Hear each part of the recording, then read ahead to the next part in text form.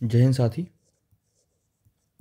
स्वागत है आपका आपके यूट्यूब चैनल ऑफिसर्स होम में। और आज एक हम अपने रियल ऑफिसर के बारे में जानेंगे जिनका नाम है शिवाजी। आज तारीख है 19 फरवरी और आज ही के दिन 1630 में शिवाजी का जन्म हुआ था। शिवाजी का जन्म हुआ था। शिवाजी का जन्म इसलिए इम्पोर्टेंट है क्योंकि जो अभी रिसेंटली मूवी आई है छावा, उसमें संभाजी का रोल है जो शिवाजी के ही पुत्र थे। ठीक है, तो हम मराठा साम्राज्य पूरा ख़त्म करने की कोशिश करेंगे। मराठा साम्राज्य पूरी तरीके से ख़त्म करने की कोशिश करेंगे और सिर्फ पढ़ेंगे और उसे याद भी रहे, कुछ ऐसा तरीका ही हम अपनाएंगे। ठीक है ना, तो चलते हैं अपने टारगेट की तरफ। सबसे पहले आते हैं कि शिवाजी का जन्म हुआ, क्या उससे पहले मराठा साम्राज्य नहीं था? मराठा साम्राज्य तो था। शिवाजी के पिताजी का नाम था शाहजी भोंसले। अगर मैं इनके पिताजी की बात करूं तो इनके पिताजी का नाम था शाहजी भोंसले। इनका जो घराना था, कभी पूछ लिया आपसे घराना था, तो कुर्मी घराने से थे ये थे कुर्मी घराने से। और शाहजी भोंसले काम करते थे, शाहजी भोंसले जी जो काम करते थे वो करते थे निजाम शाही के सेनापति थे। इसके एक कलर साइड करता हूँ। निजाम शाही के सेनापति थे, उससे पहले सेनापति थे। ठीक है, शाहजी भोंसले। अब बात करते हैं इनकी माता का नाम क्या था। तो इनकी माता का नाम सबको पता है कि बोलते हैं ना, माता हो तो जीजाबाई जैसी। तो माता का नाम था जीजा। माता का नाम क्या था? जीजाबाई। माता का नाम जीजाबाई था। शिवाजी के एक बड़े भाई थे, बड़े भाई भी थे इनके एक बड़े भाई का नाम था संभाजी, संभाजी राजे भोसले। ठीक है, संभाजी राजे भोसले इनके बड़े भाई का नाम था। तो फिर शिवाजी राजे क्यों राजा बने, क्यों महाराजा बने शिवाजी राजे, अगर संभाजी राजे भोसले थे तो? संभाजी राजे भोसले की मृत्यु हो गई थी अफजल खान से लड़ते लड़ते। अफजल खान से लड़ते हुए संभाजी की मृत्यु हो गई थी। बहुत नई उम्र में, कम उम्र में एक ख़त्म हो गए थे, इसलिए शिवाजी राजे भोसले जी बने मराठा साम्राज्य को संभालने के लिए, इनका नाम आगे आया। अब बात करते हैं कि जो क्वेश्चन आता है अपने कि शाहजी भोंसले की किस पत्नी से पुत्र पैदा हुए थे? दो। तो ये दोनों हुए थे आपके जीजाबाई से। क्या नाम था उनका? एक तो छत्रपति शिवाजी महाराज और एक संभाजी भोसले। इनकी दूसरी पत्नी का नाम कभी कभी पूछता है। दूसरी पत्नी का नाम था तुकाबाई मोहितो। तुकाबाई मोहितो।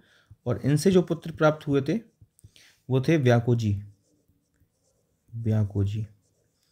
ये नहीं उतना पूछा जाएगा, लेकिन ये दूसरी पत्नी आपको पता होना चाहिए कि इनकी सेकंड वाइफ भी थी। ठीक है, सिंपल से क्वेश्चन यहाँ ड्रॉ होंगे आपके कि पिता का नाम क्या था, माता का नाम क्या था, जन्म क्या था, बड़े भाई कौन थे। ठीक है, अब बात करते हैं कि कैसे मराठा साम्राज्य बना और कैसे मराठा साम्राज्य ख़त्म हुआ धीरे धीरे, क्या किसका रोल रहा, ये भी हम थोड़ा जानने की कोशिश करेंगे। अभी चलेंगे आगे। एक मूवी देखी होगी आपने, तानाजी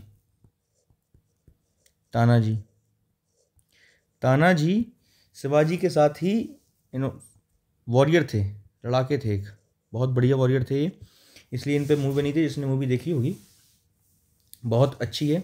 आता है कि शिवाजी किस टेक्निक का प्रयोग करते थे? तो गोरिल्ला टेक्निक में क्या होता है, जब हमारे पास कम वॉरियर्स हों तो हम इस टेक्निक का यूज़ करते हैं। ये मेनली यूज होते हैं रेड वॉरियर्स, इनको बोलते हैं रेड वॉरियर्स। रेड वॉरियर्स आए, रेड करी, लूटा सामान और चले गए। ये इनका काम करने का तरीका होता है। क्लियर है? Red warriors. इसके बाद क्या है, हम आगे बढ़ेंगे तो पता चलेगा कि औरंगजेब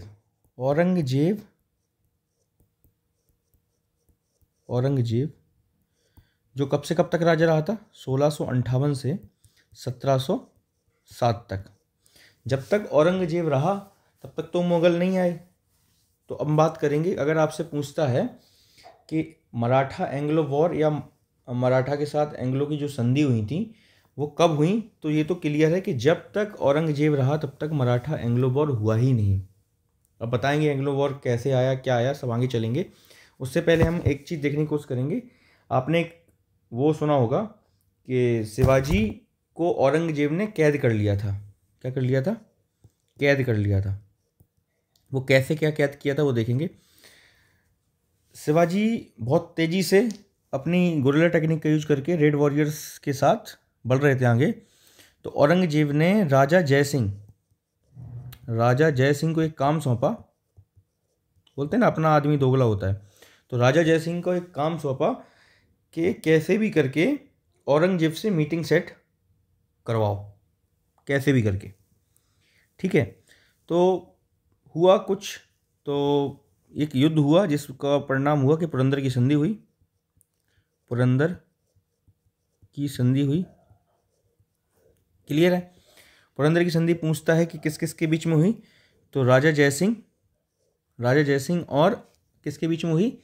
शिवाजी के बीच में ये दोनों संधियाँ हुई, एक संधि हुई।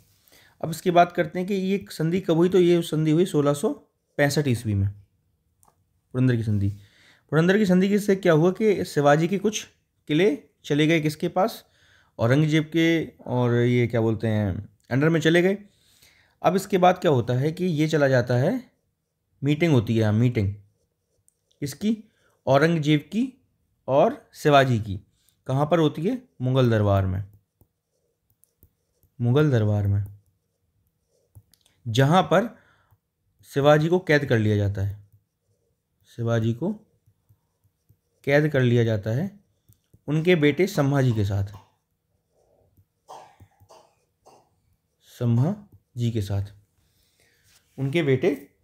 के साथ। पीछे एक लाइन बताता हूँ। शिवाजी राजे का जीजाबाई से क्यों इतना, आपने जहाँ भी चित्र देखा होगा, जैसे यहाँ एक चित्र था कि शिवाजी के साथ कौन है? जीजाबाई हैं। क्योंकि जो इनके बड़े पुत्र थे संभाजी राजे, शाहजी भोसले के जो बड़े पुत्र थे संभाजी राजे, वो हरदम चलते थे साथ में अपने पिता के। सेम इस तरीके से एक तरीका होता था हमारे यहाँ लड़ने का कि अपने पुत्र को साथ लेके युद्ध में जाते थे, क्योंकि वो कौशल सीख सके और सीख सके कैसे काम करना है। क्लियर है ये वाली बात? तो संभाजी इनके साथ दोनों लोग कैद हो गए, कुछ तरीके से छूट के आए। तो 1674 ईस्वी में, यहाँ से क्वेश्चन आपका आएगा, 1674 ईस्वी में रायगढ़ के किले में, बहुत सुंदर किला है, आप एक बार गूगल करके देखिए। रायगढ़ के किले में इन्होंने अपने राज्याभिषेक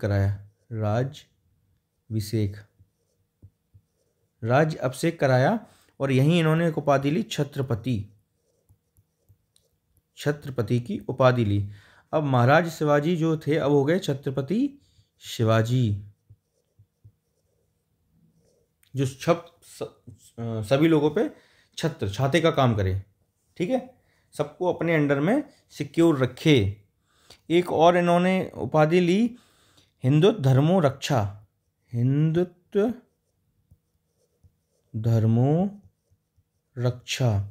हिंदुओं की रक्षा करने वाला। ठीक है, कब? 1674 में। कहाँ पर हुआ? रायगढ़ में हुआ। इनका राज्याभिषेक हुआ रायगढ़ में। पैदा कहाँ हुए थे? देखो पैदा कहाँ हुए थे, ये रहा शिवनेरी दुर्ग में, यहाँ नहीं लिखा, शिवनेरी दुर्ग में ये पैदा हुए थे। इनका राज्याभिषेक कहाँ हुआ? राज्याभिषेक हुआ आपका रायगढ़ के किले में। इन्होंने ही अष्टप्रधान दिए,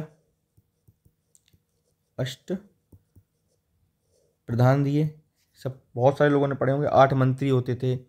ठीक है, अष्टप्रधान दिए और कुछ टैक्स,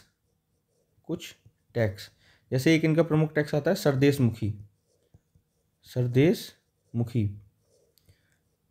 जो होता है 10%, जो किससे लिया जाता है, जो मराठा के अंडर में रहते थे, जो मराठा के अंडर में जमीन जायदाद वाले लोग रहते थे, उनसे सरदेशमुखी लिया जाता था।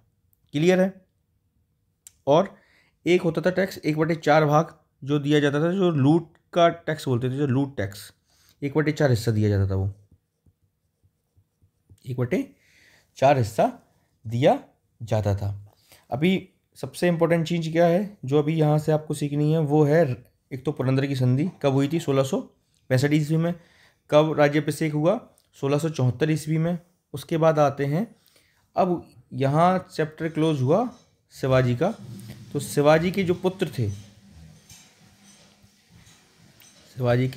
पुत्र थे, अच्छा एक चीज़ और चलते हैं, क्या देखते हैं, शिवाजी के विवाह।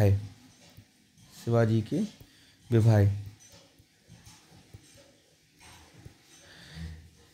के वैसे तो बहुत सारे विवाह हुए थे, लेकिन 2 इम्पोर्टेंट हैं। एक तो है सईबाई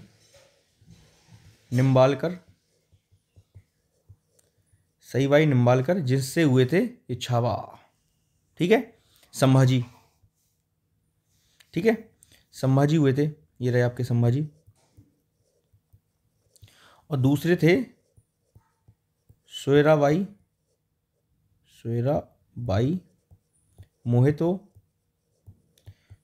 मोहितो, इनसे हुए थे राजा राम। जिन्होंने मूवी देखी है वो समझ पा रहे होंगे, सोयराई मोहितो, जिसमें राजा राम को छत्रपति बनाना चाहती है, लेकिन राजा राम की उम्र कम होने के कारण कौन बनता है छत्रपति, संभाजी। क्लियर है, मूवी जिसने देखी वो अच्छे समझ पा रहा है, सोयराम मोहितो उसमें होती है। और कभी भी ये इनको देख ही नहीं पाए, क्योंकि इनका देहावसान तुरंत हो गया था, इनके उसके पश्चात, जन्म के पश्चात संभाजी पैदा हुए, उसके बाद ही सवाई निम्बालकर का देहावसान हो गया था। अब हमारे छत्रपति कौन बने, हमारे छत्रपति बनते हैं संभाजी राजे भोसले, ठीक है, संभाजी राजे भोसले हमारे बनते हैं। और ये लड़ते हैं। इस मूवी को जिसने देखा है उन्होंने देखा होगा कि इनको लास्ट में औरंगजेब ने एकदम ग्रूसम टॉर्चर किया था और बहुत बुरी तरीके से मारा था। ये इस्लाम में होता है, आई डोंट नो कि किस में होता है, कि ग्रूसम तरीके से मारना, क्योंकि लोग डरें, आप भय पैदा हो और लोग आपके धर्म को अपनाएं, आपके अंडर में आ जाएं।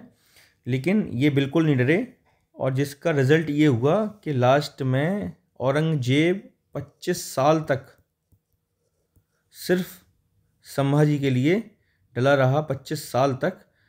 कहाँ पर, दक्कन में डला रहा, जिससे जो उसके दिल्ली है ना, दिल्ली राज पूरी तरीके से समाप्ति की ओर आ गया था। और जब लास्ट में था उसे पछतावा भी हुआ था इस चीज़ का कि वो 25 साल तक दक्कन में ना रहता तो शायद उसका जो राज है वो बच जाता। ठीक है, क्लियर है।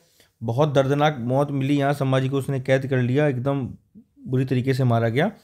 अब जब ये शहीद हो गए छत्रपति संभाजी, तो इनके छोटे भाई कौन थे, जो सोयाबाई मोहितो से पैदा हुए थे, वो थे राजा राम। अब बनते हैं राजा राम आपके छत्रपति। ठीक है, राजा राम छत्रपति बनते हैं और सिंहासन पर बैठते हैं। कहाँ पर, सतारा में। राजा राम ने क्या किया कि यहाँ पर एक नया पद लेके आए, प्रतिनिधि।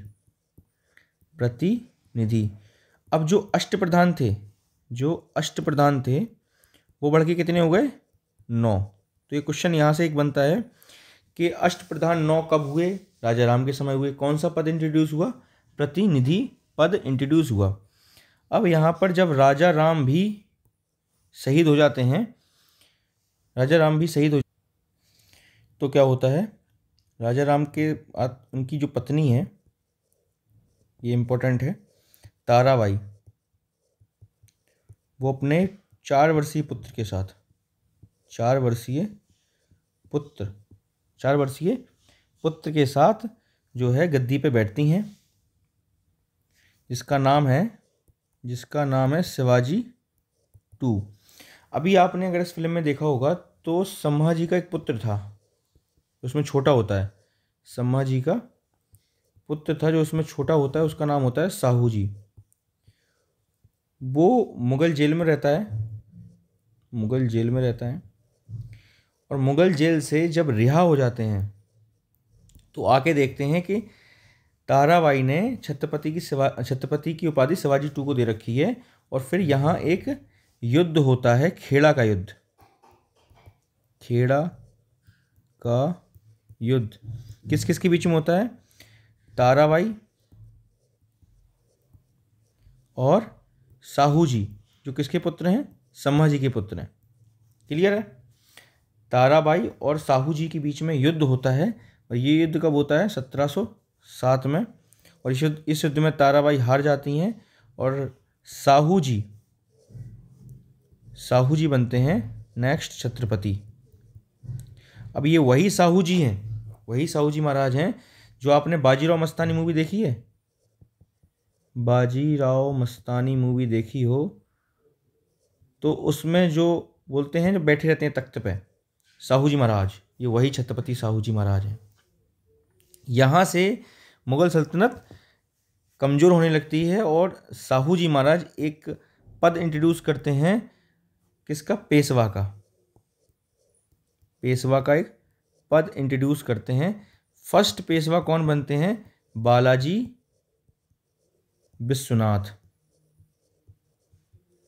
पहले पेशवा बनते हैं, जो बाजीराव के पिताजी थे।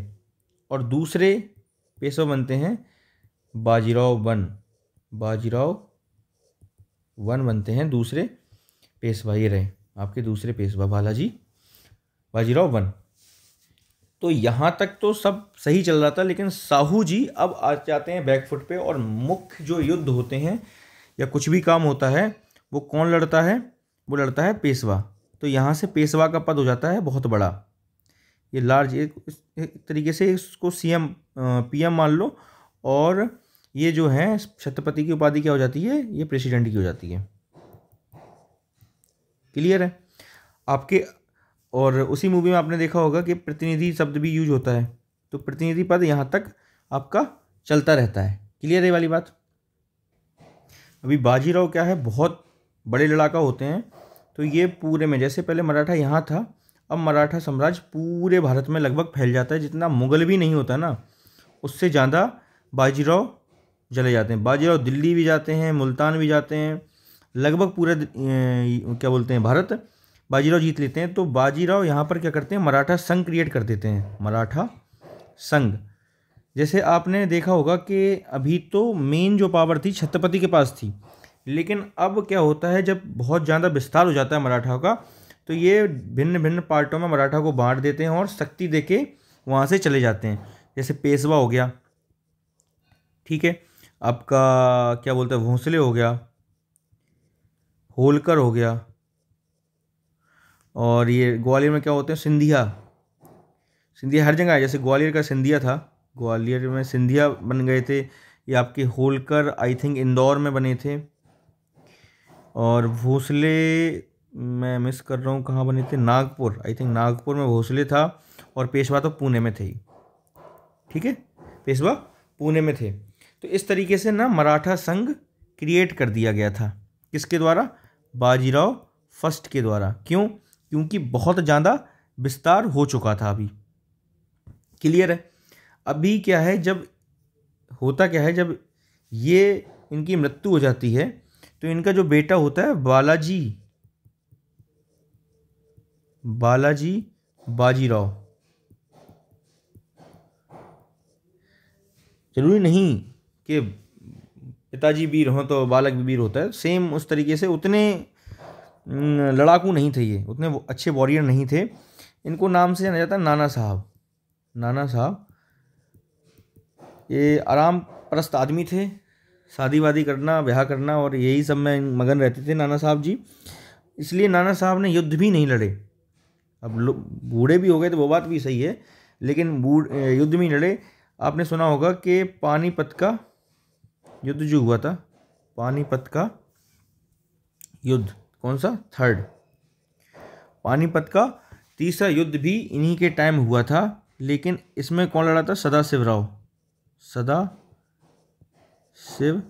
राव, जिसका किरदार निभाया था अर्जुन कपूर ने। देखो यहाँ नीचे पिक्चर लगाई थी मैंने, ये रही, ये रहे सदाशिव राव।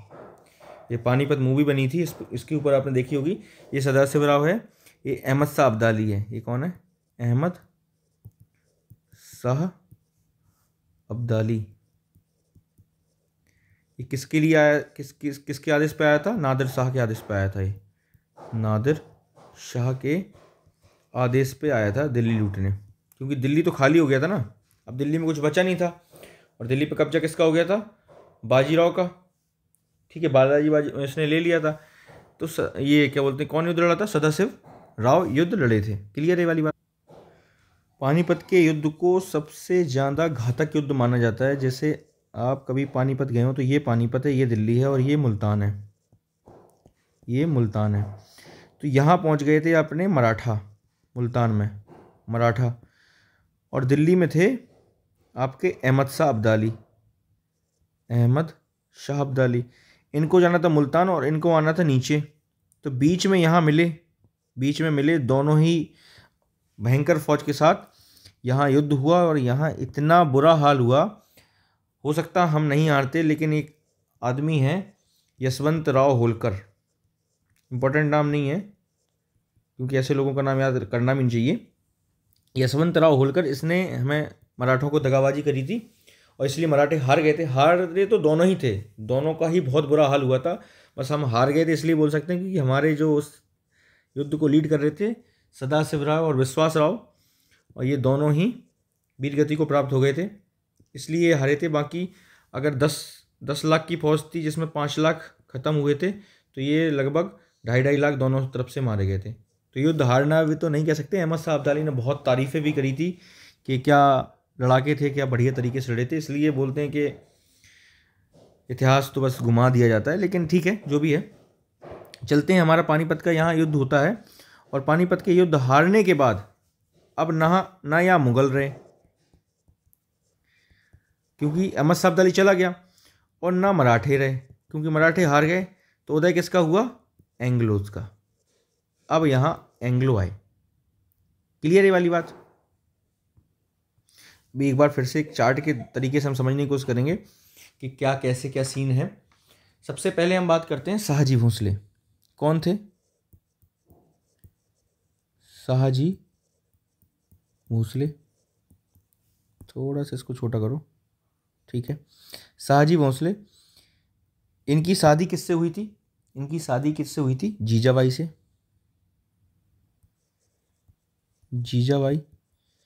जीजाबाई से पुत्र कौन हुए,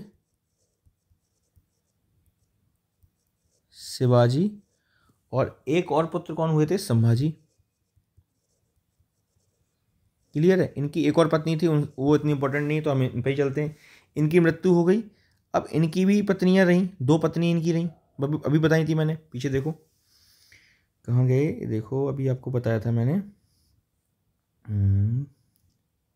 चलिए कोई बात नहीं। निम्बालकर जी थी, और एक मोहितो, एक थी निम्बालकर और एक थी मोहितो। याद करने का तरीका क्या है, नेम ऐसे निम्बालकर और मोहितो याद कर लेना। निम्बालकर और मोहितो, निम्बालकर से कौन हुए थे, आपके संभाजी, और मोहितो से कौन हुए थे, राजा राम। राजा राम छोटे थे, इसलिए कौन बना राजा, संभाजी राजा बने। संभाजी का भी एक पुत्र था, याद है, जो कैद हो गया था, देखो यहाँ बताया था अभी, जो बाद में जिसकी लड़ाई हुई थी ताराबाई से, देखिए ताराबाई से, साहू जी, ठीक है ना। तो संभाजी का पुत्र कौन था, साहू जी। अभी क्या, राजा राम की विवाह हुआ ताराबाई से, और इनका पुत्र जो है दोनों का हुआ शिवाजी टू। साहू जी चले गए जेल में, तो राजा कौन बना, शिवाजी 2, 4 वर्ष का था, लेकिन ताराबाई इसको राजा बना के, इसको छत्रपति बना के खुद राज कर रही थी। जेल में है, तो दोनों के बीच में क्या हुआ, युद्ध हुआ। क्लियर है, दोनों के बीच में खेड़ा का युद्ध हुआ। खेड़ा का युद्ध हुआ 1707 में, याद रखना 1707 में। अब यहाँ से साहू जी महाराज बने और साहू जी महाराज ने छत्रपति का पद यहाँ से कमज़ोर हो गया और यहाँ से आया पेशवा का पद। पेशवा के पद में क्या आया? बालाजी विश्वनाथ।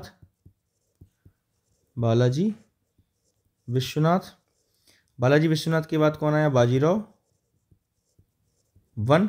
बाजीराव वन के बाद कौन आया? ये आपके, ये क्या नाम था इनका, मैं भूल गया हूँ, एक मिनट, ये रहा बालाजी बाजीराव,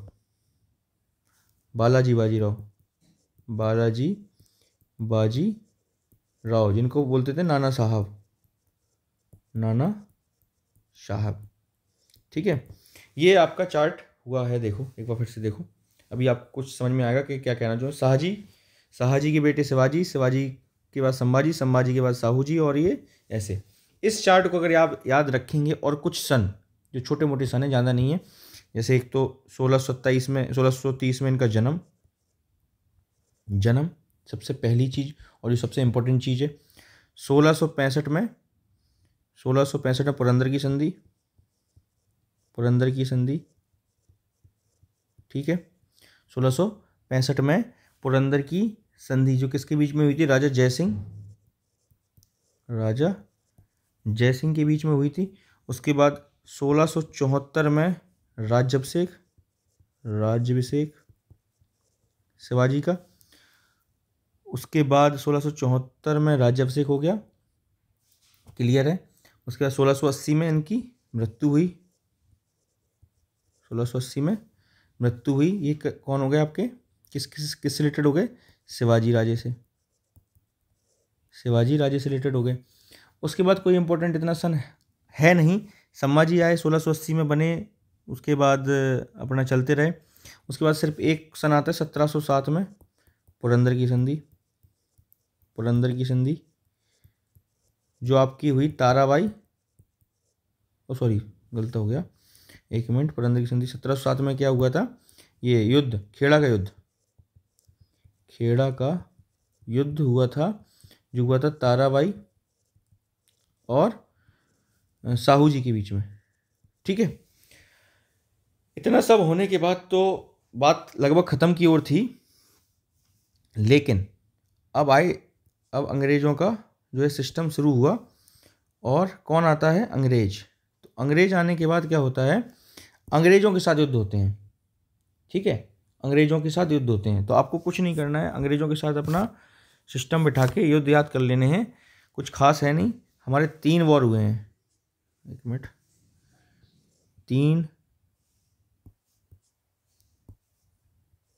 3 वॉर हुए हैं, फर्स्ट, सेकंड और थर्ड, कुछ ऐसे।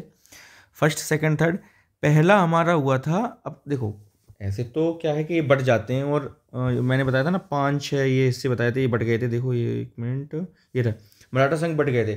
तो अलग अलग लोगों के साथ युद्ध हुए हैं, अलग अलग लोगों के साथ संधियाँ हुई हैं। ये थोड़ा सा डीप क्वेश्चन हो जाता है यूपीएससी टाइप का, उतना आपसे कभी पूछने वाला है नहीं। पूछने के लिए इतना बस ये सिस्टम है, समझना है आपको। आपसे सिर्फ पूछेगा मेन चीज़, क्लियर। पूछता है कि पहला जो युद्ध है वो किस संधि के साथ समाप्त हुआ? तो 1775 से 1782 तक युद्ध चला, और 1782 में सालाबाई की संधि के साथ ये युद्ध खत्म हो गया, क्लियर है वाली बात। अब क्या है, दूसरा जो मराठा युद्ध था, इसमें अलग अलग संधियाँ हुई थी, तो लेकिन आपको जो मेन करनी है वो भोसले संघ के साथ हुई थी। देवगांव की संधि, क्लियर है, 1803 में। सन याद करने की कोई इतनी ज़रूरत है नहीं। अब इसमें वसाइन की संधि भी हुई है, सूरत की संधि भी हुई है, अगर आपको याद करना चाहें तो कर सकते हैं, वैसे उतनी कुछ ज़रूरत है नहीं। अगर करना है तो देख लो, समझ लो। ये जो इसमें हुई थी सूरत की संधि टूटी तो युद्ध शुरू हुआ 1775 में, और 1782 में सालाबाई की संधि के साथ युद्ध समाप्त हो गया। सेम चीज़ इसमें है, वसाइन की संधि के साथ युद्ध टूटी थी, इसलिए युद्ध शुरू हुआ था। वसाइन की संधि के साथ युद्ध शुरू हुआ था, देवगांव की संधि के साथ युद्ध समाप्त हो गया। और तीसरा जो इसमें आता है इसको बोलते हैं पिंडारी युद्ध। पिंडारी युद्ध किसको बोलते हैं, क्वेश्चन आता है। तो पिंडारी युद्ध बोलते हैं, क्या बोलते हैं, तीसरे को। अब इसके में क्या होता है, जो अंग्रेज होते हैं ना, जो वंशानुगत चलता आता सब कुछ, वंशानुगत चलता है, पेशवा का पद वो ख़त्म कर देते हैं और यहीं से सिस्टम ठप हो जाता है किसका, मराठाओं का। क्लियर है बात। आई होप आपको चीज़ें समझ में आई होंगी जो बताया गया आपको इसमें। और क्या क्या आपको याद करना है, हाँ ये थोड़ा 1761 ये चीज़ याद करना कि पानीपत का तीसरा युद्ध सबको पता है वैसे कब हुआ था। और बेसिक सी चीज़ क्या है, जो लगभग 4-5 फिल्में बनी हैं इनके ऊपर, चाहे वो आपकी ये तानाजी हो, चाहे आपकी छावा हो, और इसके बाद क्या है बाजीराव मस्तानी हो, पानीपत हो, ये सारी मूवी मराठाओं से रिलेटेड हैं और सारी आपने कैसे कनेक्ट कर पाई हो। आई होप मैंने ये कोशिश की है। और लगभग जितना भी आपको याद करना है, जितना भी आपके पेपर से रिलेटेड कंटेंट है जो मुझे लगता है आ सकता है, और इससे ज़्यादा आपको करने की ज़रूरत नहीं है। आप कोई भी बुक उठा के देखेंगे तो बहुत ज़्यादा उसमें होगा, उतना पढ़ने की ज़रूरत नहीं है। एक चीज़ याद रखना कि लूसेंट में डेट ऑफ बर्थ जो है वो शिवाजी की गलत दी हुई है, उसमें आई थिंक 1627 और कुछ अप्रैल दिया हुआ, वो गलत है। ये एनसीईआरटी की डेट है, तो इसको याद रखना है आपको। बाकी ऐसे महान योद्धाओं को जन्मदिन की आज हार्दिक हार्दिक दिल से शुभकामनाएं, और जिन जिन का भी जन्मदिन आज है उनको भी हार्दिक शुभकामनाएं। चलिए मिलते हैं अगले वीडियो में, तब तक के लिए मेहनत करते रहिए। जय हिंद, जय भारत।